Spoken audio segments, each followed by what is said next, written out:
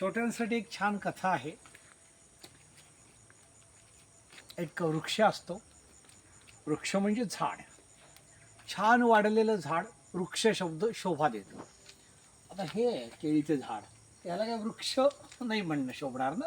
पण आंब्याचं मोठं झाड आहे, वडाचं आहे, बघा पलीकडे छान छान झाडं आहेत मोठी, दाखवा ना ती.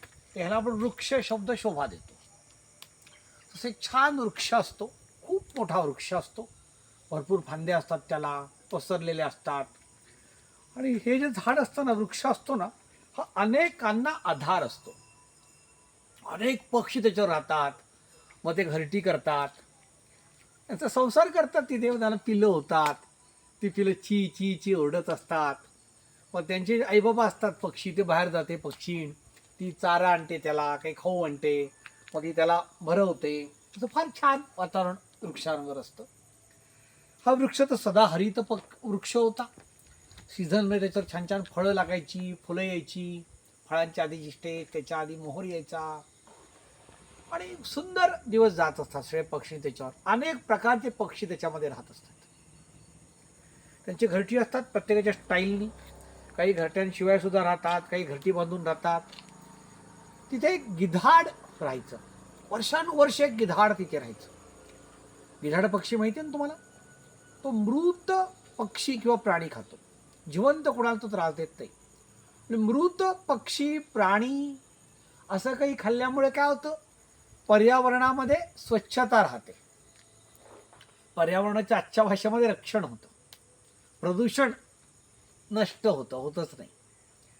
तर गिधाड राहायचा. गिधाड हळूहळू वयस्कर झाला होता, त्याची दृष्टी कमी आली, अगदी अंधूक त्याला दिसायचं, लगबग दिसेनासच झालं होतं त्याला.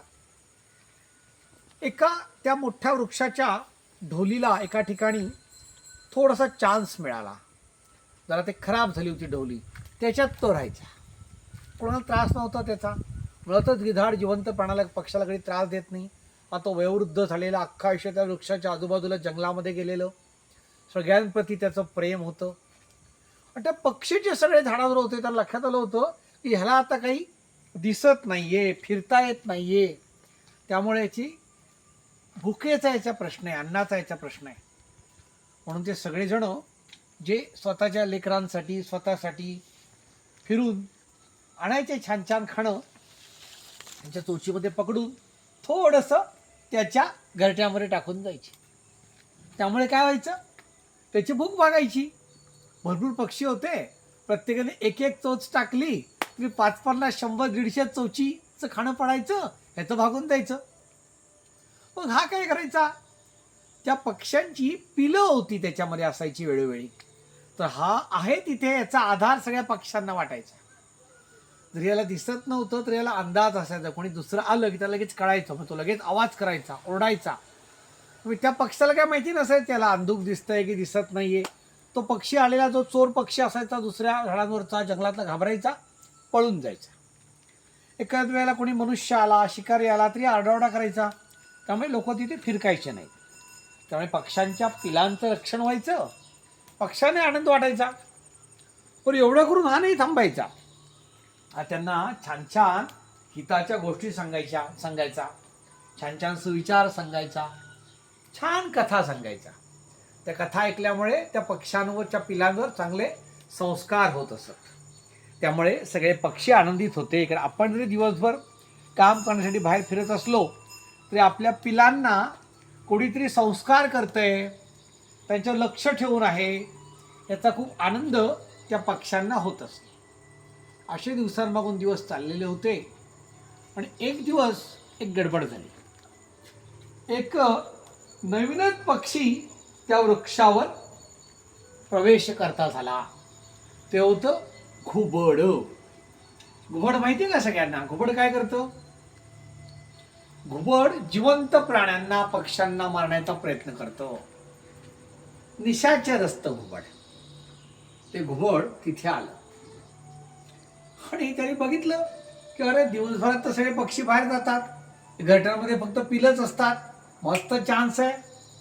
म्हणून ते एका फांदीवर उतरलं. एवढ्यात हा जो आपला गिधाड काका आहे त्याच्या घरट्यामध्ये, त्याच्या ढोलीमध्ये बसलेला, ते लक्षात आलं की कोणतरी आलेलं आहे.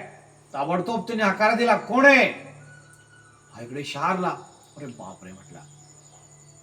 आणि याच्या इकडे लक्षात पण आलं की घुबड आहे हे बहुतेक, आवाजावरनं, त्याच्या स्टाईलवरनं ओरडण्याच्या, त्याच्या वजनावरून, सगळ्यावरून हुशार होता. अनेक पावसाळे यांनी उगाचच नव्हते काढलेले. म्हटलं तू ताबडतोब इथं चालायला लाग. म्हटलं नाही नाही म्हटलं महाराज, मी तुमची कीर्ती ऐकून या ठिकाणी आलेलो आहे. कारण ह्याला कळलं की हा जोपर्यंत आहे इथे आपल्याला काही पक्ष्यांना पिलांना मारून देणार नाही, आपल्याला शिकार करता येणार नाही, काहीतरी काम केलं पाहिजे. पण त्यांनी याला कन्व्हिन्स करायला सुरुवात केली, पटवायला सुरुवात केली एक प्रकारे. तर याला म्हणाला की अरे मी ना खूप ठिकाणी पक्ष्यांकडनं तुमची कीर्ती ऐकली की तुम्ही खूप छान संस्कार या पिलांवर करता, छान छान कथा या पिलांना सांगता, खूप चांगल्या प्रकारे तुम्ही या ठिकाणी शिकवणूक देता. ते सगळं कळल्यामुळे तुमचं दर्शन घेण्यासाठी, घुबड काय म्हणते गिधाडाला, वृद्ध गिधाडाला, तुमचं दर्शन घेण्यासाठी, तुमचे आशीर्वाद घेण्यासाठी, तुमच्याकडनं काही संदेश मिळवण्यासाठी मी या ठिकाणी आलेलो आहे. हा म्हटलंय बघ, माझा काय संदेश बिंदेश किंवा आशीर्वाद तुला मिळणार नाही. तू मला फसवू नको, तू किती लबाड आहेस मला सगळं माहिती आहे. तू ताबडतोब चालायला, तुला नाही तर मी बघून घेईन. म्हटलं नका काका तुम्ही माझ्यावर रागवू. तुम्ही म्हणजे कशी परीक्षा घ्याल ती परीक्षा घ्या. मी आत्ता इथे जीव देऊ का माझा? काय करू सांगा. मला तुमच्याकडून हितोपदेश हवा आहे. शिवाय मला याच्या आधी अनेक चांगली माणसं भेटली, चांगले पक्षी भेटले, चांगले प्राणी भेटले. मी सध्या अहिंसा करत नाही, सत्यवचनी झालो आहे. अनेक चांगले गुण मी घेतलेले आहेत. त्यामुळे मी अहिंसा परमो धर्म असं सगळं विचारांमध्ये, वागण्या ग्रुपमध्ये धर्मपालन मी करतोय. असं करून हा एक एक एक एक घुबड असं बोलायला लागला की वयोवृद्ध झालेला तो जो गिधाड राजा होता, हळूहळू तो फसायला लागला. शेवटी त्या लक्षात आलं असं की नाही नाही, हा म्हणतोय ते खरं आहे, हा सज्जनच आहे, एक संधी याला देऊया. आणि मग नियमितपणे घुबड त्या झाडावर यायला लागलं, गप्पा गोष्टी गिधाडाशी करायला लागलं. आणि एक दिवस हळूच त्यांनी एका खड्ड्यात प्रवेश केला. नंतर पक्षी पटकन चोचीत घेत आपल्या तोंडामध्ये घेतले. गिधाड राजाला काही कळलं नाही. त्या रात्री त्या पिलाचे आईबाबा जेव्हा जंगलातनं परत आले, अरे आपली पिलं नाहीत.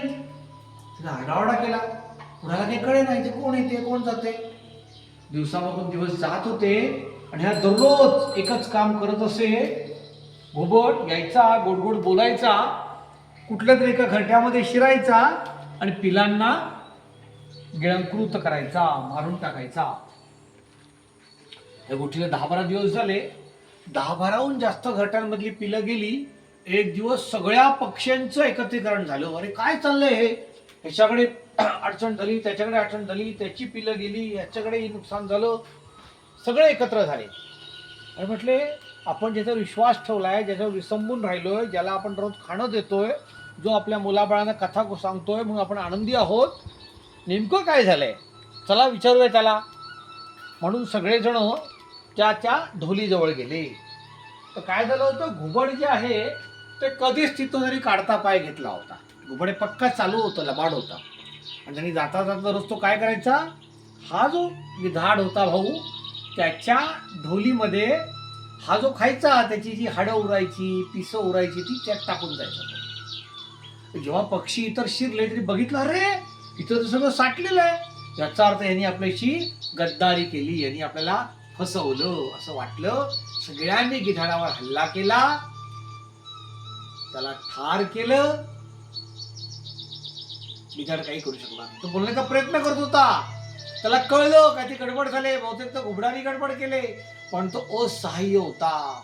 कुणी त्याचं ऐकून नाही घेतलं आणि त्याच्यामध्ये मृत्यू झाला. असं म्हटलंय, कुसंगती ही सदैव आपल्याला मारक असते. तशी त्या गिधाडाला कुसंगती, घुबडाची कुसंगती, खराब संगती किती नडली, त्याचा प्राण गेला. एवढ्यावरच नाही कथा थांबली ना. अनेक पक्ष्यांची पिलं, त्यांची लाडकी पिलं सुद्धा मृत्युमुखी पडली. का? ह्याने कुसंगती केली म्हणून. तो कुसंगती करताना, कुसंगती करणाऱ्याचं नुकसान होतच, परंतु त्याच्या परिवारातलं, त्याच्या मित्रांचं, सगळ्यांचं या प्रकारे नुकसान होत असतं. म्हणून ही कथा आपल्याला सांगते, चांगल्या लोकांची संगत करावी, वाईट प्रवृत्ती असणाऱ्यांची, वाईट संस्कार असणाऱ्यांची कधीही संगती करू नये, त्यांच्या शब्दावर विश्वास ठेवू नये. नमस्कार. शेठ घोषळा, रत्नागिरी मंडणगडमधून मी सचिन शेठ. जय गोमाता, वंदे मातरम. एक मुखाने बोलूया, भारत माता की जय.